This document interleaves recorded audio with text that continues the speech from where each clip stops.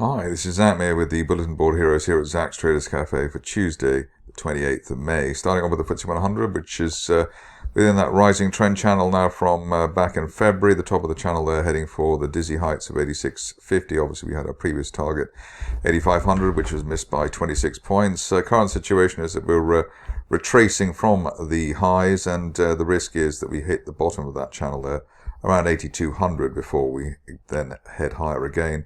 If there is a turnaround before then, it would be a break of that red resistance line there from earlier in the month, or if you're really aggressive, an end of day close back above 8330, which was initial support on the way down.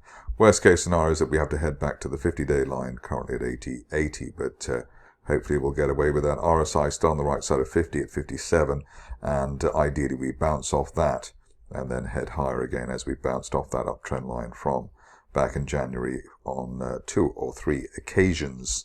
Next up is the DAX, and here you can see this is already recovering actually. We basically bounced off old resistance, 18,500, the previous year highs, and above that looking for the top of the rising trend channel from the end of September, 19,400 by the end of next month, which would be obviously quite a result. If you're cautious, probably wait for a break of 18,900, but it looks as though that dip that we had on the 24th was the bear trap rebound that we were needing and the test of old resistance as new support. The Dow is next after its little break yesterday. Here we're hoping that it'll find support at the floor of the rising trend channel from September and the 50-day line 38,900. We're near the RSI 50 level, we're just on the wrong side of it, so ideally we bounce around 38,800, 900. Worst case at the moment is we have to fill the gap down to 38,300 before we recover. If we do recover, then the top of that channel there heading for 41,300, which I suppose would be an end of June or July target at the current rate of progress. Moving on to Bitcoin, and here the picture a bit mixed. I suppose we're finding support at and around the old April resistance 67,000. Have the risk of a test of the floor of that rising trend channel from October, and the 50-day line around 65,000 is the worst case scenario at the moment, and above, at least above 65,000, looking for 74,000 basically, the all-time high 73,800, and then a journey hopefully over the summer to the top of that rising trend channel from back in October as high as 90,000 plus, although it has to be admitted that feels as though it's a long way away at the moment, just looking for a retest of the best levels of the year and obviously the record levels. On to gold, and here we had the rug pull, and we're still in rug pull mode. Hopefully the market will find support around 2320, which is the 50-day moving average. Otherwise it's 2280.90 as a worst case scenario. Again, this market's gone back below the neutral RSI 50 level, which is not a great look. On the upside, a break back above the old 2360-70 resistance could be the first sign that the market is ready to regroup and head higher after the double top that we've been suffering.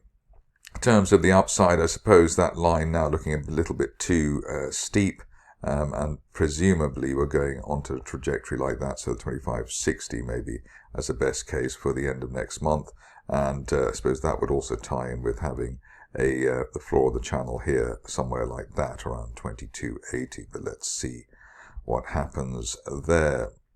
Moving on to the stocks, and starting off with Atlantic Lithium, which we're pleased to report is doing rather well at the moment. It looks like lithium is back. We've seen that with clean tech, and we've broken the April resistance there at 23 pence. Above that, looking for the top of that broadening triangle from June last year as high as 33 pence, hopefully by the end of next month. The other positive here is the way that both the 50 and 200-day lines are both rising. That suggests we're going into a golden cross, which should hopefully happen sometime next month. We've also had multiple support points for the RSI at and above neutral 50, which tends to be a strong leading indicator on the upside. So Atlantic Lithium has got it all going on there at the moment, apart from, I suppose, a gap higher, which maybe we'll see very soon.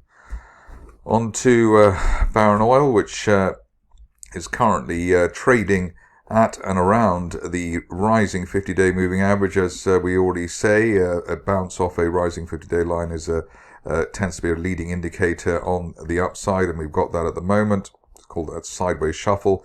Initial target here, while we're above that 50-day line at 0.06 up to the 200-day line 0.07, but we're still looking for 0.12 as soon as the end of next month, assuming that after all the consolidation we've had over the last month and more, the shares are have finally taken up the slack and are ready to head higher.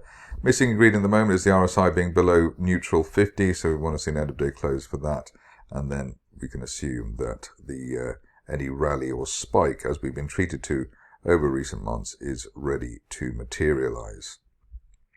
Moving on to Cornish Metals, which seems to have got its act together despite the dewatering weight. Here you can see that we're got a little consolidation here, positive one above 6 pence, waiting for an end of day close through 7.25 pence, the old April support, to then give us a journey to the top of the range at 12 pence.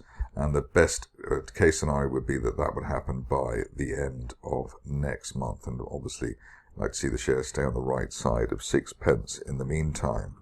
Moving on to Eco Atlantic, and here a gap to the upside. Previous target area was around 13 pence, and we've gapped up from that. Above that, we were looking for a fresh target as high as 20 pence, which we're looking for now by the end of next month, while we remain above the 12.5, 13 pence area. The only thing missing at the moment is the 200-day line, which is still falling. If that can rise, that would be great. The other reason maybe for the gap higher today is the way that we've had an RSI rebound above neutral 50, which tends to be a leading indicator on the upside, and has been in this case. Next up, for the sake of completeness, we've got Inspirit, which is not really a charting situation, but in this case there is a decent charting signal, i.e. an unfilled gap to the upside through the 200-day moving average at 0.12. Above that, looking for the top of that broadening triangle at 0.26 over the next week or two. Obviously, we have these funny spikes for the shares, but that is a bona fide signal, especially when you combine it with the gap down that we had in November. So it's a bear trap island reversal, which is actually one of the strongest signals you can get chart-wise, or technically as well. And the other point to note is that the 50-day line is also rising. So this could finally be it in terms of the turnaround for Inspirit after, I think, many years. So let's say the main thing is that we stay above that 200-day line, and it's not just a one-day or two-day wonder, as the shares tend to deliver. On to something less fraught, which is ITM Power, and here we've broken a line of resistance there from back in January. That was around 56 pence. Above that, we're looking for the top of that rising trend channel base from January as high as 74 pence. And we could see that by the end of next month. The only missing ingredient here, actually it's not even a missing ingredient, is that we have a rising 50-day line, which is a positive, and also we've gapped up today as well. So basically we've got everything we would want on the ITM chart at the moment for that target towards 73 or 74 pence. And ideally we stay either above that line if you're fussy, 56 pence, or we'll close above it today, and especially above the 50-day line at just under 53 pence. That would be the notional stop loss. On to KP2, otherwise known as Core Potash, where we've blown the lights out in terms of our targets. We have the red line is normally the best case scenario target, and I think I was mentioning this on weekend markets when the shares were around 0.75 pence. The initial target here, 1.25 pence, and the best case scenario target up to 1.9 pence, which we've achieved. If you're a fan of the shares and looking for greater glories, it's actually difficult to come up with one on the hoof, but probably the line of resistance I'm drawing there from back in the summer of 2021 would be the level, and that's currently heading as high as 3.75 pence, but maybe that would be something for later next month, and maybe after we've had a bit of a consolidation. Ideally, we stay on the right side of 1.5 pence, which was resistance on the way down for the shares, but what a great result on that. On to another stock which could be the next KP2, and it's Keras, and the reason for saying that is that we've got a mid-move consolidation here. We had an unfilled gap to the upside earlier in the month, so it was effectively a bear trap gap reversal. We've broken the top of that falling triangle there as well, around 2.9 pence, and the longer we stay above that, the greater the chance of a move up to 5 pence plus, which is the top of a broadening triangle from the end of November. Looking for that as soon as the end of next month, so pretty keen on this one, especially if we can get a decent end of day close back above the initial January support there at 3.1 pence. That would be a decent result, but let's see if Keras will deliver the same kind of rally that we had February to April last year one more time. On to another charting success story. We like those, don't we? This comes in the form of Kodal. Here we broke that line of resistance, the falling trend channel from back in July last year at 0.48, and we've been looking for 0.6 or just above 0.61, in fact, as the top of that broadening of that rising trend channel from back in January, and we're looking for that, especially while we're above the recent resistance around 0.47. So basically above that, looking for 0.61, and probably a lot more actually, given the way that we've gapped up above a rising, the 200-day moving average there, which is impressive, as is the way that the 50-day line has been rising for quite some time. On to naked wines, and here we can see that we've had several days of blue candles, which may not mean that much at this stage, but does suggest that we could have a rally as we had back in December last year. Current situations, we're looking for the shares to hit the top of that rising trend channel from November as high as 87 pence, and that could happen as soon as the end of next month. Ideally, we do not break back below 60 pence, as that was April resistance for the shares and also former February support. One of the other winners at the moment, lots of winners today, is Powerhouse Energy, where after gapping up through our previous target around 1.35, we've now established a bull flag, which looks like a mid-move consolidation, which seems rather strange given that we've already come up so much, but basically looking for the shares to remain above that 1.8 pence level and head as high as the old resistance on the way down, which was in the 2.5 pence area. So that is hopefully the destination for the shares as soon as the end of next month or even sooner. Moving along to a stock which I haven't looked over a bit, Shuka, and here you can see that we've gapped up through that or towards that resistance line there from back in August.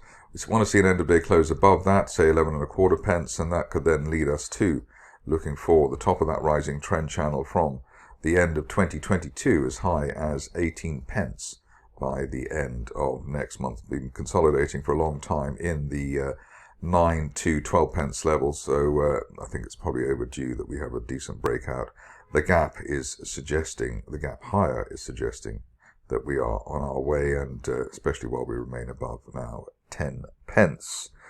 On to a stock which was too good to resist today, which is Transense Technologies. The reason for that is that we had a bear trap gap reversal to start the rally, series of blue candles since then. Now have the rising 50 and 200-day lines, and that suggests that we're on our way to the top of that rising trend channel from the summer of 2021, which is heading now currently for 146 pence, and actually probably looking for much more than that by the end of next month. Upside value while we hold above the recent resistance there at £1.26, so above the mid 120s, looking for up to 150 there. Onto a stock which is probably not for everyone, but has been spiking its way towards its targets here. T42, initial target here, which was hit at the top of that rising trend channel at 7.45 pence. Above that, we're looking for the upper parallel of that line, which is currently heading towards as high as 12 pence. Hopefully we could see that by the end of next month if we remain above the initial May resistance at 5.25 pence on a mid-price basis. Finishing off with XP Factory, which is perhaps a rather unlikely inclusion today, but we've broken a line of resistance after basically a year and a half, which is obviously rather painful, and the 200-day line, 15.5 pence. Above that, looking for the top of that broadening triangle from the end of 2022 as high as 23 pence to be hit as soon as the end of next month. 50-day line rising, and we've had a couple of bear traps as well below the 13.5 pence level, just to keep the bears and the bulls on their toes. But it looks like XPF is finally on its way. That's it from me today. More updates tomorrow.